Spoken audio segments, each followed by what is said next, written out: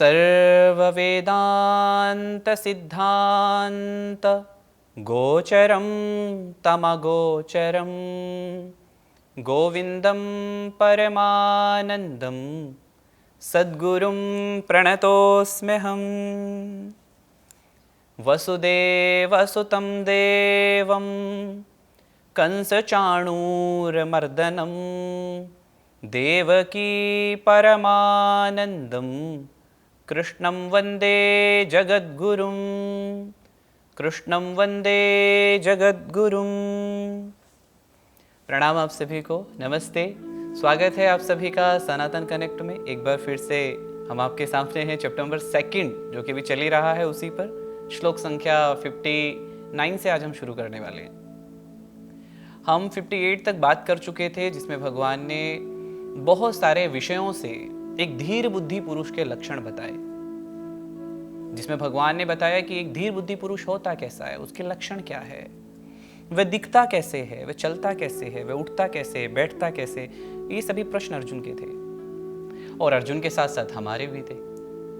Because of हम सभी जानना चाहते हैं ना, आखिर ये धीर बुद्धि पुरुष संसार में रहते हैं, कहीं और रहते हैं। कुछ लोग कहते हैं कि ये एलियंस तो नहीं होते हैं। ऐसा भी कई बार सुनने में आता है। नहीं, ऐसा कुछ नहीं है, आप इतना सोचने की आवश्यकता नहीं है। धीर बुद्धि पुरुष संसार में ही होते हैं, दूसरी ग्रह से नहीं आते हैं, यहीं के होते हैं। उन्हीं के लक्षण बताए जा रहे हैं कि वो होते कैसे हैं। जिसका चित्त पवित्र हो गया है, जिसका चित्त निर्मल हो गया है, जिसमें छल नहीं है, कपट नहीं है, द्वेष नहीं है, ईर्ष्या नहीं है, जो स्वयं को संयमित करके चलता है, वही धीर पुरुष है। अर्जुन ने क्योंकि पूछा वह चलता कैसे है, उठता कैसे है, बैठता कैसे है, तो भगवान ने 2 प्रश्नों के उत्तर दे दिए थे। उससे आगे अभी चल रहा है। एक बहुत सुंदर उदाहरण भगवान ने बताया कि वह अपने आप को संयमित कैसे रखता है। तो एक उदाहरण दिया था, पीछे आपने सुना होगा, यदि नहीं सुना तो सुनिएगा, कि एक कछुआ जैसे विपत्ति आने पर अपने आप को समेट लेता अपने कवर के अंदर, होता है ना कछुए के ऊपर एक, तो उस कवर में वो खुद को समेट लेता है। ऐसी एक धीर बुद्धि पुरुष होता है जब उसे लगता है उसके चारों ओर विषय ही विषय हैं, माने उसको जिससे वो अनकंट्रोल हो सकता है, जिससे वो आपा खो सकता है, तो उनसे बचने के लिए वो स्वयं को उस कवर के अंदर कर लेता है। माने ठीक इसी प्रकार से एक धीर बुद्धि पुरुष अपने आप को कंट्रोल, अपने आप को संयमित करके रहता है, पर किससे? विषय वासनाओं से वह स्वयं को बचा के रखता है और वह इस संसार की यात्रा को पूर्ण करता है। विषया विनिवर्तन्ते निराहारस्य देहिनः रसवर्जं रसोप्यस्य परं दृष्ट्वा निवर्तते।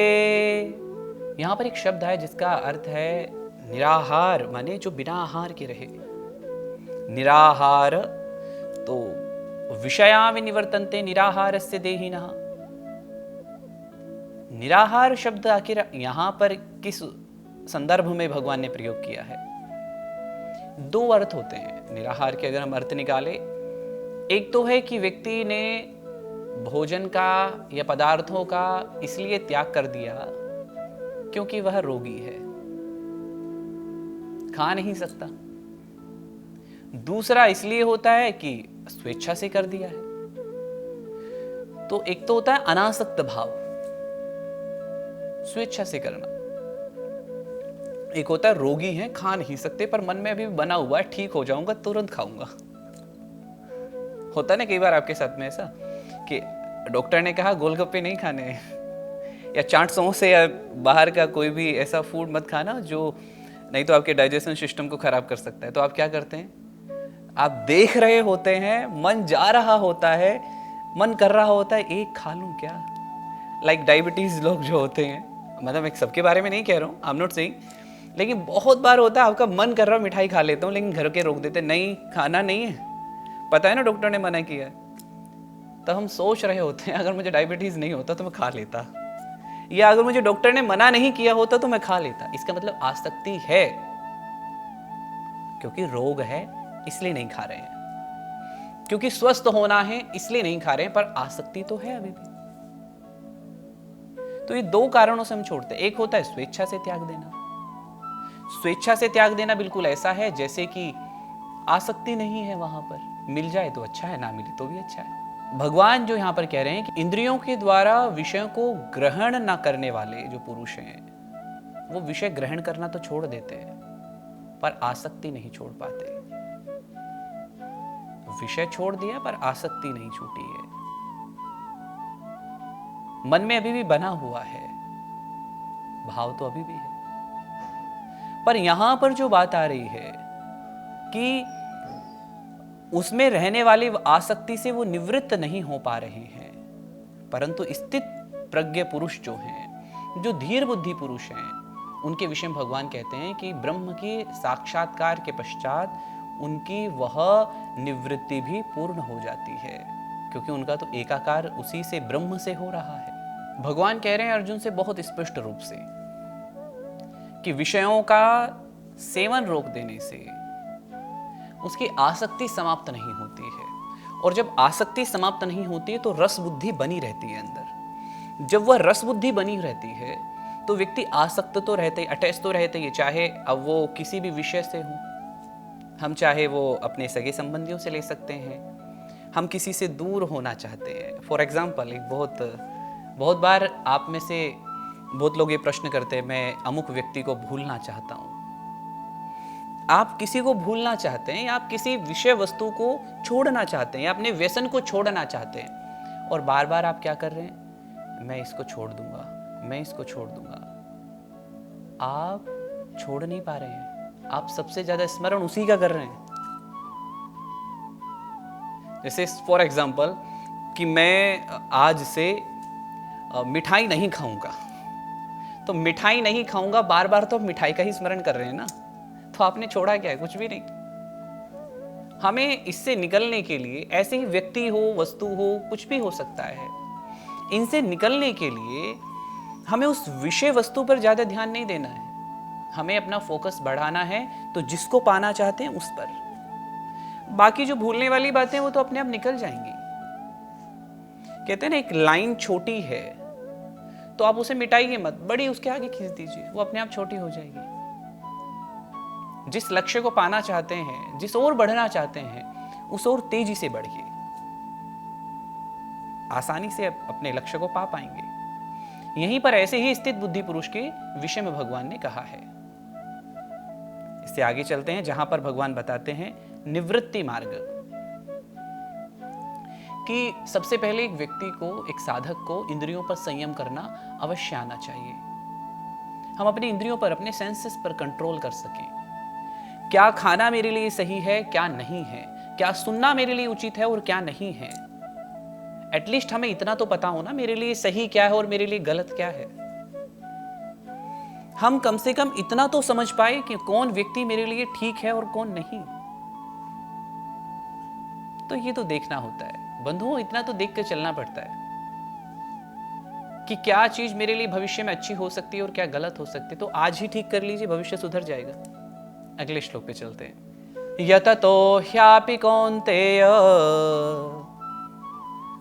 पुरुषस्य विपश्चितः इंद्रियाणि प्रमाथीनि हरन्ति प्रसभं मनः। भगवान कहते हैं, हे अर्जुन, ये जो अटैचमेंट है, ये जो आसक्ति है, ये इस प्रकार की है कि कोई कितना भी बड़ा ज्ञानी क्यों ना हो, ये उसको भी बल से खींच लेती है अपनी ओर। तो कोई कहे ना कि हाँ मैं तो अपने अहंकार पर विजय पा ली है, कोई कहे मुझ में अहंकार नहीं है, तो मुझ में अहंकार नहीं है, इसमें भी अहंकार छिपा है। मैंने अहंकार को छोड़ दिया, इस छोड़ने में भी एक अहंकार है।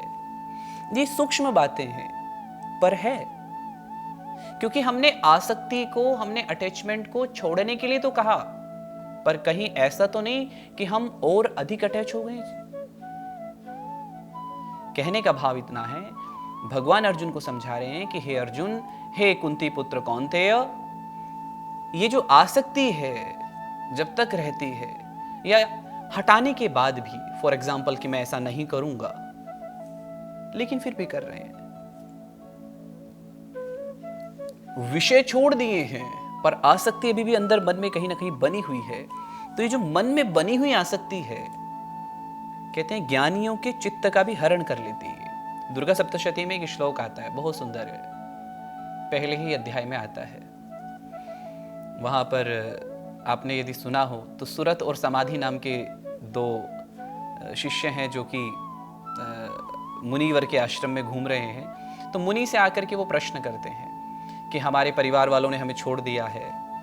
सूरत अपने बारे में बताता है, समाधि अपने बारे में बताता है कि मैं एक राजा था, मंत्रियों ने मेरे साथ छल करके मुझे घर से भगा दिया, मुझे निकाल दिया, लोगों ने मेरा राज्य हड़प लिया और मेरे परिवार वालों ने ही मुझसे वैर कर लिया।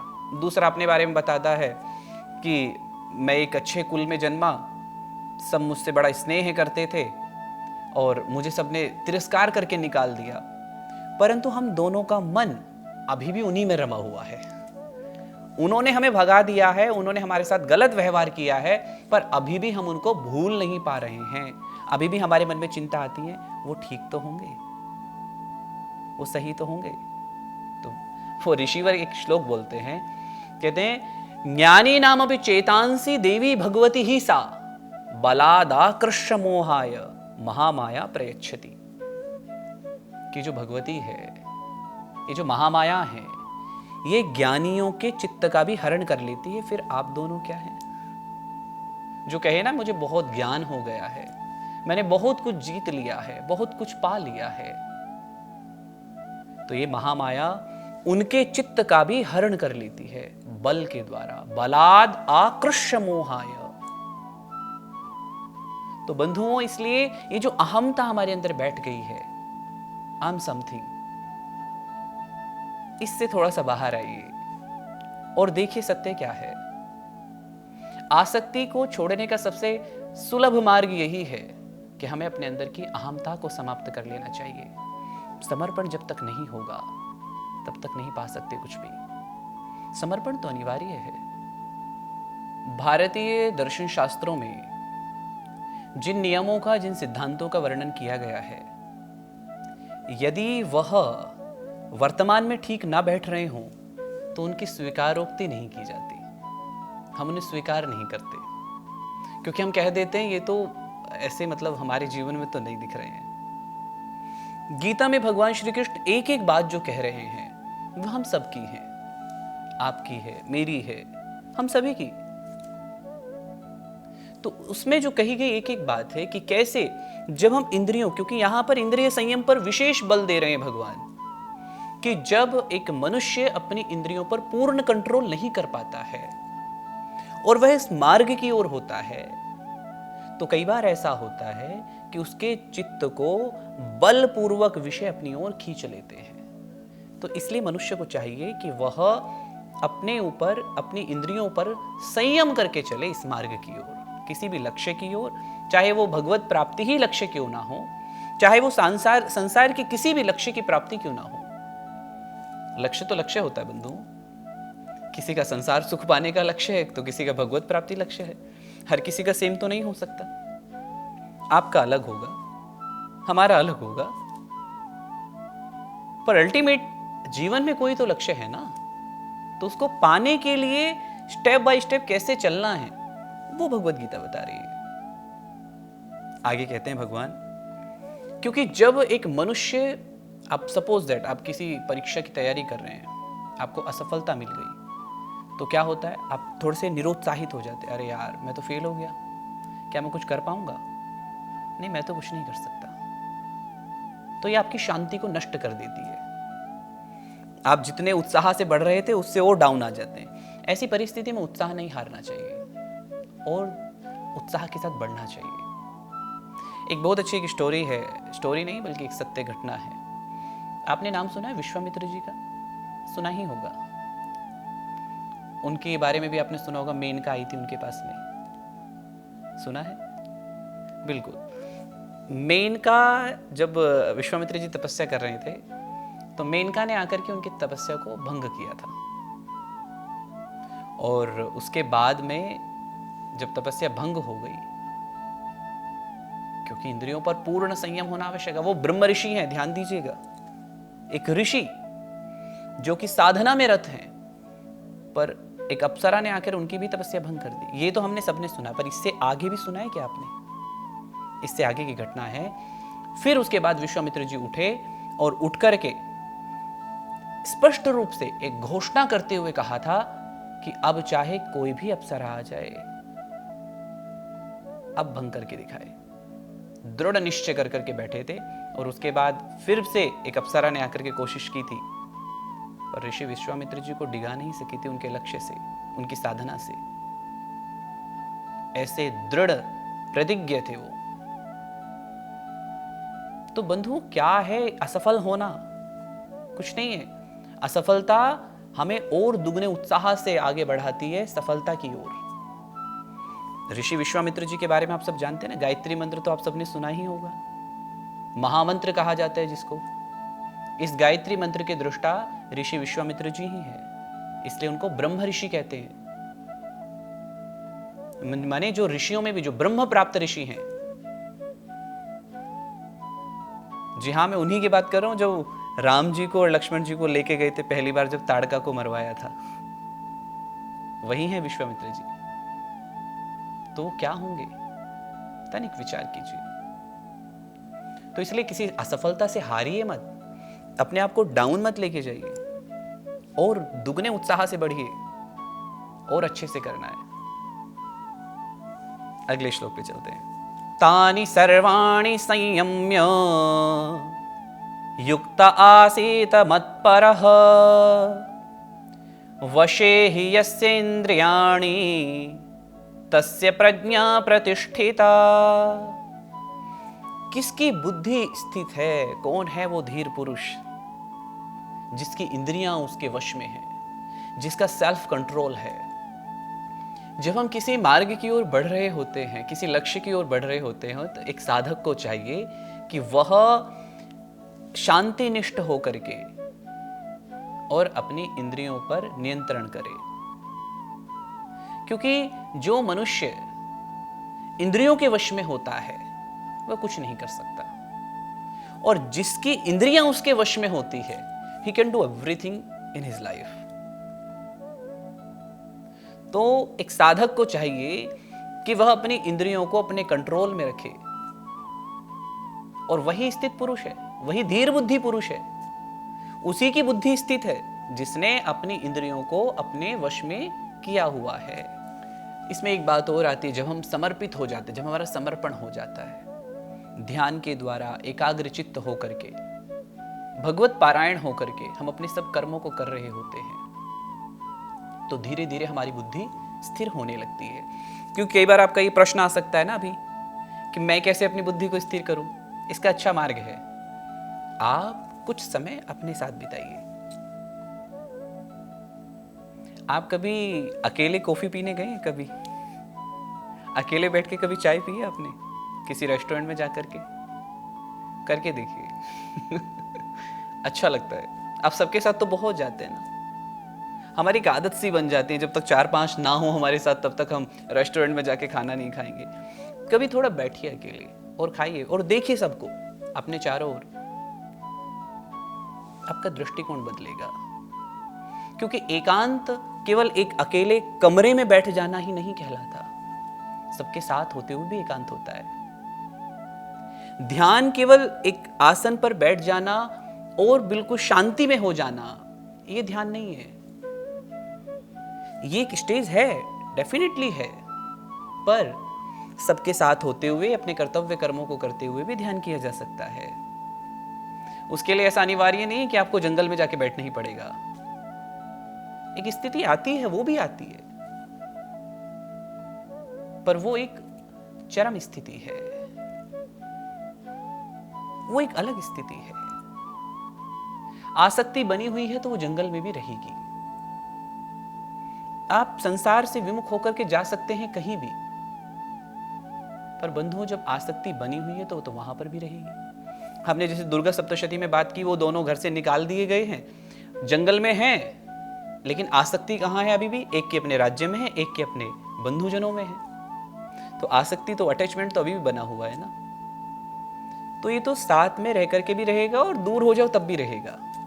इसलिए इससे दूर कैसे, इससे डिटेच होके कैसे रहा जाए, तो उसका सबसे सरल मार्ग है थोड़ा सा स्वयं के पास समय बिताइए। अगले श्लोक में भगवान कहते हैं, मनुष्य कैसे विषयों की ओर आकर्षित होता है। एक प्रश्न आता है सबका, क्रोध क्यों आता है, क्रोध कैसे आता है, और बुद्धि का नाश कैसे होता है। कोई भी व्यक्ति संसार में, सांसारिक जीवों में कोई भी व्यक्ति हो, एकदम किसी का पतन नहीं होता, धीरे धीरे होता है, स्टेप बाय स्टेप। जैसे ज्ञान की प्राप्ति भी धीरे धीरे होती है ना, और डाउन भी हम धीरे धीरे आते हैं, ठीक ऐसे ही एक मनुष्य की बुद्धि का जब नाश होता है तो वो भी ऐसे ही होता है, धीरे धीरे होता है, ग्रेजुअली। वो कैसे होता है, तो चलते हैं श्लोक संख्या 62 पर। ध्यायतो विषयान् पुंसः संगस्तेषुपजायते संगात् संजायते कामः कामात् क्रोधोऽभिजायते क्रोधात् भवति सम्मोहः सम्मोहात् स्मृतिविभ्रमः स्मृतिभ्रंशात् बुद्धिनाशः बुद्धिनाशात् प्रणश्यति। पतन कैसे होता है किसी का, कैसे व्यक्ति डाउन जाता है, वह स्थिति कैसे आती है, कैसे हम विषयों के वश में होते चले जाते हैं। कई बार आपको लगता है ना कि नहीं, मैं ऐसा नहीं कर सकता, पर कैसे कर लिया। हम जो भी देखते हैं, हम जो भी सोचते हैं और करते हैं, वैसे ही बन जाते हैं। इसलिए अपना चिंतन अच्छा रखिए। अगर आपका चिंतन अच्छा है तो आपका व्यवहार भी अच्छा होता चला जाएगा और आप बन भी अच्छे जाएंगे। मतलब कहने का तात्पर्य बहुत स्पष्ट है, हम जैसा सोचते हैं और करते हैं वैसे ही बन जाते हैं, कि वह सोचने मात्र से भी काम नहीं चलता है। ध्यायतो विषयान् पुंसः, कोई भी कंटेंट आप बार बार उसको सोच रहे हैं, अपने मन में चल रहा है, कोई भी हो, चाहे वो किसी व्यसन से संबंधित ही क्यों ना हो, चाहे वो भगवान का स्मरण हो, चाहे वो संसार का स्मरण हो, चाहे वो किसी व्यक्ति का स्मरण हो और चाहे वो किसी वस्तु का। तो जब लगातार आपका चिंतन वही चल रहा है तो उसके साथ एक अटैचमेंट होने लगता है। ध्यायतो विषयान् पुंसः संगस्तेषु उपजायते, उसके साथ एक अटैचमेंट बढ़ने लगता है। लाइक हम परमात्मा का स्मरण कर रहे हैं, बार बार कृष्ण कृष्ण कृष्ण, शिव शिव, बार बार चल रहा है, मन में आ रहा है, तो धीरे धीरे उनके प्रति आसक्ति बढ़ने लगती है, एक प्रेम सा होने लगता है, एक अटैचमेंट आने लगता है। ऐसी किसी विषय के बारे में सोच रहे हैं, किसी व्यसन के बारे में सोच रहे हैं, सपोज दैट घर के बारे में सोच रहे हैं, मेरा एक बहुत बड़ा घर हो, बड़ी बड़ी गाड़ियां हो, या फिर और बहुत सारे विषय हो सकते हैं सामाजिक। तो जब आप इनके बारे में लगातार चिंतन कर रहे हैं तो आपका उनके साथ एक अटैचमेंट बनता चला जाता है, व्यक्ति ही क्यों ना हो।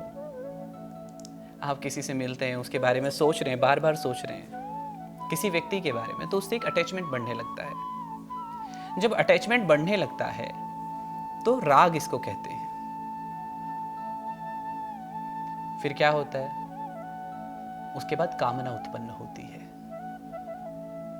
कामना क्या है, उसको पाने की कामना। हम कोई गलत कंटेंट देख रहे हैं आजकल, क्योंकि YouTube तो सबके पास में उपलब्ध है, केवल आप ही देख रहे हैं भगवद गीता, आप ही सुन रहे हैं, तो आप विशेष हैं। That's why you are here. आपके ऊपर भगवान की कृपा है, इसलिए यहां पर हैं। कंटेंट तो और भी बहुत सारे हैं YouTube पर। हम जो कंटेंट देख रहे हैं उसके साथ जुड़ते चले जाते हैं, फिर हमारा भी मन करता है वैसा करने का। फिर हम जब उस वैसा करना चाहते हैं, कामना उत्पन्न हुई ना। अब जब कामना उत्पन्न होगी, कोई उसमें आके विघ्न डाल दे, ना करने दे, तो उस पर गुस्सा आने लगेगा। जैसे ऐसे उत्पन्न होता है क्रोध। क्रोध की उत्पत्ति कैसे हुई, जब आपके कोई विघ्न डाला किसी ने, तो क्रोध को कंट्रोल कैसे करना है, फिर से स्टार्टिंग से शुरू करते हैं। स्टार्टिंग पर आते हैं, क्या है वो कंटेंट, क्या है आपका सोचने का, आप सोचते क्या हैं, आपके बार बार मस्तिष्क में कौन है, क्या चल रहा है, किसका चिंतन करते हैं आप। वस्तु, व्यक्ति, स्थान, कुछ भी हो सकता है, चाहे वो गलत कंटेंट ही क्यों ना हो। युवाओं में बढ़ रहे आकर्षण आजकल, क्योंकि बहुत सारे YouTube पर या कई सोशल साइट्स पर बहुत सारी चीजें उपलब्ध हैं कि हम जब बार बार उन्हीं चीजों को देखते रहते हैं और आसपास अपने जब उन चीजों को भी महसूस कर रहे होते हैं, तो हम उधर की ओर बढ़ते चले जाते हैं। हम चाहने लगते हैं मेरे साथ भी ऐसा हो, मैं भी वैसा करूं जो वो कर रहा है। जैसे कि एक बालक अपने किसी मित्र को देखता है कि वो अच्छी बड़ी गाड़ी में आता है, अच्छे कपड़े पहनता है और लग्जीरियस लाइफ जी रहा है, तो वो क्या करता है, उसके बारे में सोचने लगता है। उस लग्जीरियस से उसको भी प्रेम होने लगता है, आसक्ति आने लगती है, वह भी चाहने लगता है उसके साथ भी ऐसा ही हो। पर क्योंकि उसके पेरेंट्स की स्थिति वैसी नहीं है, वो उसको पढ़ा पा रहे हैं, ये भी उनके लिए बहुत बड़ी बात है। अब क्योंकि उसके ख्वाब बहुत बड़े हो गए हैं, अब जब पेरेंट्स उसकी उन इच्छाओं की पूर्ति नहीं कर पाते, तब उसको क्रोध आता है। तो वो अपने पेरेंट्स से कहता है, तुमने मुझे पैदा ही क्यों किया था जब मेरे खर्चे नहीं उठा सकते थे। आपने भी किया होगा कभी ऐसा प्रश्न, ये मन में आया होगा कभी। अगर नहीं आया तो अच्छी बात है, और अगर आया है तो यू हैव टू थिंक कि हम कितना गलत कर रहे होते हैं, हमें पैदा ही क्यों किया। ऐसे प्रश्न लोग, बच्चे अपने माता पिता से करने लग जाते हैं, सिर्फ इस बात पर क्योंकि उनकी कामना की पूर्ति नहीं हुई। और यहां पर आता है क्रोध, उस बालक को क्रोध आएगा। फिर क्रोध से क्या होता है, सम्मोह उत्पन्न होता है। जब इंसान भूल जाता है कि सामने कौन खड़ा है, फिर वो अपने माता पिता से बहस करने लग जाता है।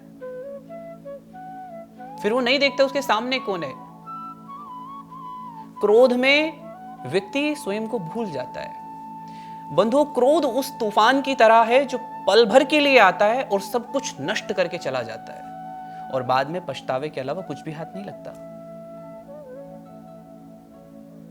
क्रोध वो तूफान है, वो सुनामी की तरह है जो सब कुछ बहा करके ले जाएगा और आप पछताते रह जाएंगे। संबंध खराब हो जाते हैं, आपसी तालमेल खत्म हो जाते हैं, रिश्ते टूट जाते हैं एक क्रोध के कारण, क्योंकि हम सही और गलत देख ही नहीं पाते। हम क्रोध में आकर के ये नहीं देख पाते हम क्रोध कर किस पर रहे हैं। हम उन पर क्रोध कर रहे हैं जो हमें इस संसार को दिखा रहे हैं, हम उन पर क्रोध कर रहे हैं जो हमारा हित चाहते हैं, हम उन पर क्रोध कर रहे हैं जिन्होंने हमें चलना सिखाया, बोलना सिखाया। तो फिर आपके साथ में क्या होगा, कर्म की गति तो कोई नहीं बच सकता।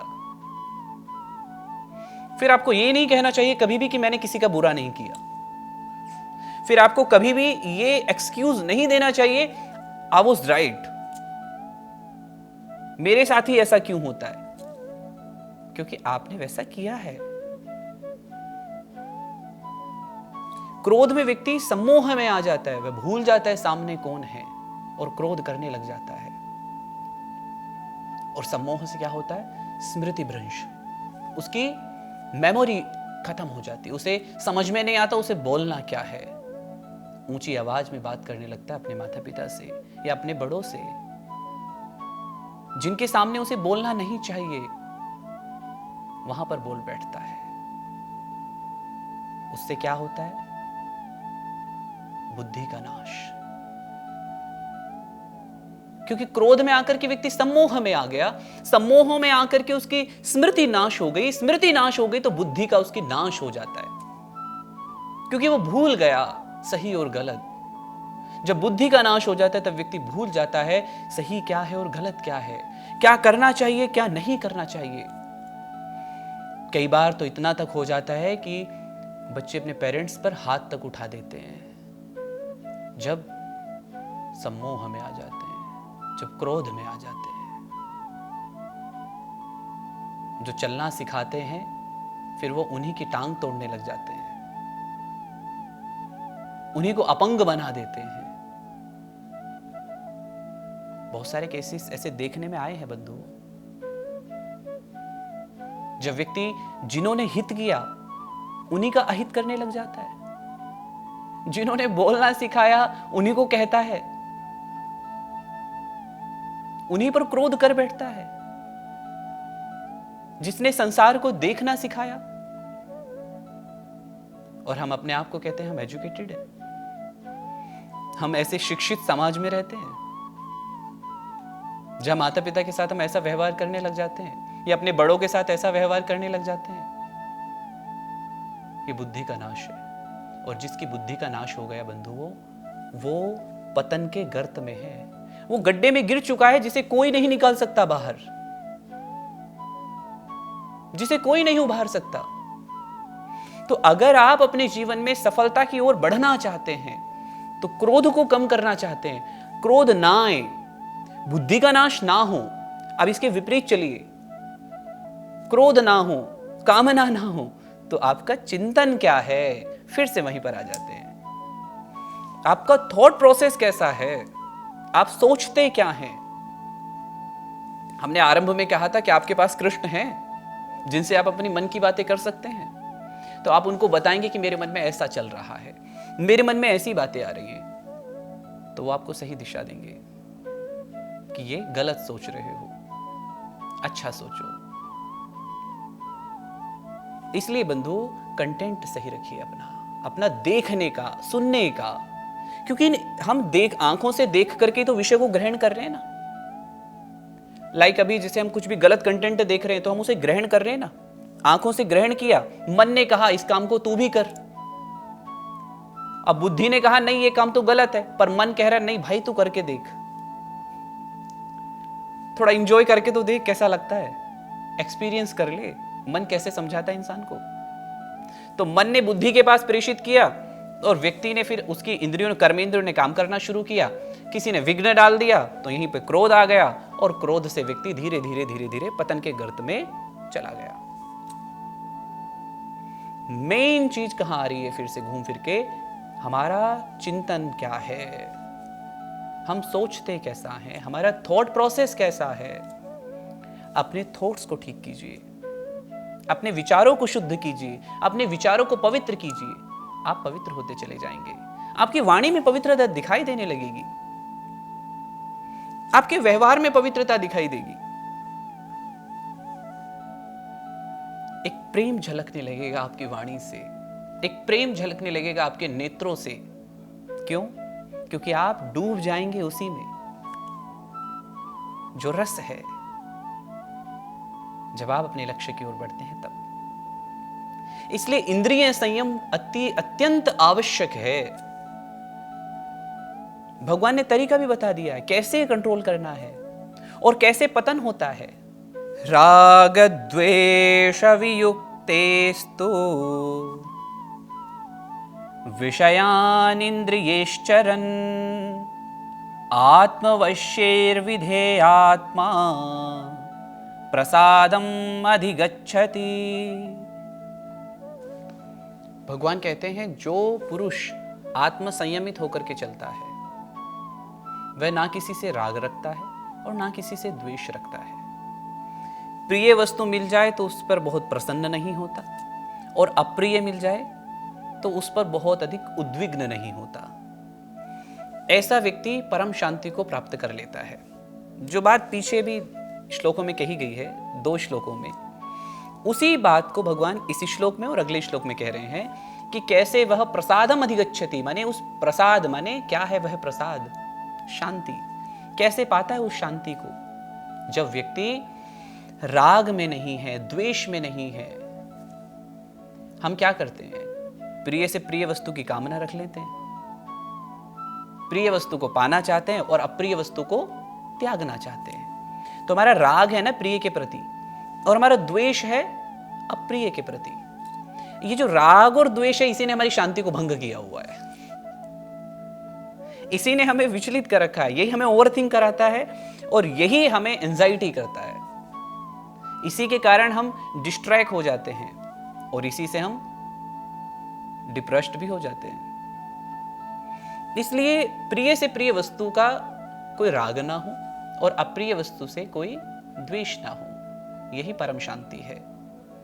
इसी को भगवान अर्जुन से कह रहे हैं। कई बार ऐसा होता है, हम जब ध्यान करने के लिए बैठते हैं, मुझे तो बहुत थॉट्स आते हैं, आपने सुना होगा, बहुत बार लोग कह रहे होते हैं, बहुत अलग अलग थॉट्स आ रहे होते हैं, बचपन की बातें याद आ रही होती हैं, न जाने क्या क्या याद आ रहा होता है। बंधुओं, हम जब विचारों के साथ अटैच होने लगते हैं तब हमारा उनसे राग बढ़ता है। आप किसी विचार को आने दीजिए, रोकिए मत, बस उसके साथ अटैच मत होइए, जुड़िए मत। जैसे फॉर एग्जाम्पल एक नदी का जल बह रहा है निरंतर, एक साधक बैठ करके वहां पे साधना कर रहा है और एक उसी घाट पर चोर चोरी कर रहा है, नहाने वालों की जेब काट रहा है। दोनों काम कहां हो रहे हैं? घाट पर हो रहे हैं, पर दोनों में अंतर कितना है? जल निश्चल है, निर्मल है। जल को निर्मल क्यों कहा? क्योंकि जल बह रहा है। कोई किसी के साथ क्या कर रहा है, क्या नहीं कर रहा है, उसे कोई नहीं है मतलब। वह अपनी गति से बह रहा है, समुद्र की ओर बढ़ रहा है, क्योंकि उसे पता है उसे कहां जाना है। उसे किसी से राग नहीं है। कोई उसके घाट पर बैठ करके कोई साधना कर रहा है तो उसे राग नहीं, अरे ये तो मेरे घाट पे बैठ के साधना कर रहा है, चलो इससे मिल लेता हूं। और उसे द्वेष नहीं है, ये चोरी कर रहा है, इसको सजा देके चलता हूं। वो अपनी गति से बह रहा है, अपने लक्ष्य की ओर, अपने परम पद की ओर बह रहा है। यही तो शांति है। कभी बहते जल को ध्यान से देखिएगा, उसे कोई मतलब नहीं है कि आप उसे देख रहे हैं या नहीं देख रहे हैं, वो बस बह रहा है। कभी जल के कलरव, उसकी ध्वनि को सुन करके देखिएगा, वो कल कल बहता हुआ जल, निर्मल बहता हुआ जल, उसका किसी से राग नहीं, किसी से द्वेष नहीं, इसलिए शांत है। ऐसे हम भी हो सकते हैं। इसी को भगवान कहते हैं प्रसादम अधिगच्छति। वही परम शांति को प्राप्त होता है जो बाहर के विषयों से ग्रहण करने के बाद भी उद्विग्न नहीं हो रहा है, आपा नहीं खो रहा है अपना, जो अपने कंट्रोल में है, वही परम शांति को प्राप्त कर सकता है। बात अभी भगवान की पूरी नहीं हुई है, विषय अभी भी रह गया है। अब वह क्या रह गया है? अंतिम प्रश्न अर्जुन का भी रह गया है। अभी एक श्लोक में और भगवान बताएंगे वह कौन सा प्रसाद है जिसको पाने से क्या होगा। माने जो शांति है, अगर इस प्रसाद को पालोगे तो इससे होगा क्या? शांति पाकर के करोगे क्या? शांति मिल गई, चलिए ठीक है, पर करना क्या है? वो सारी बातें भगवान आगे वर्णन करेंगे। तब तक के लिए बने रहिए सनातन कनेक्ट के साथ में। हम मिलते हैं अगले एपिसोड में श्लोक संख्या 65 से। तब तक के लिए आप सभी को प्रणाम, नमस्ते, जय श्री कृष्ण।